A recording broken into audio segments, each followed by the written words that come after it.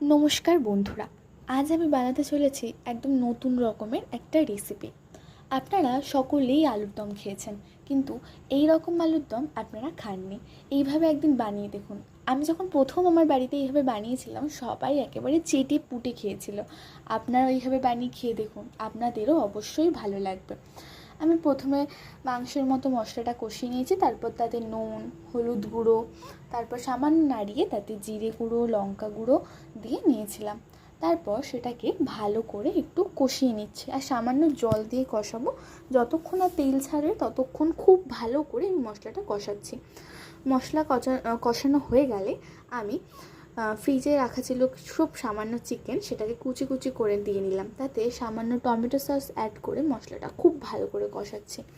মশলাটা খুব ভালো করে কষানো হয়ে গেলে আমি চেখে দেখবো তাতে নুন টুন ঠিক আছে নাকি। তারপর আগে থেকে সেদ্ধ করে রাখা আলু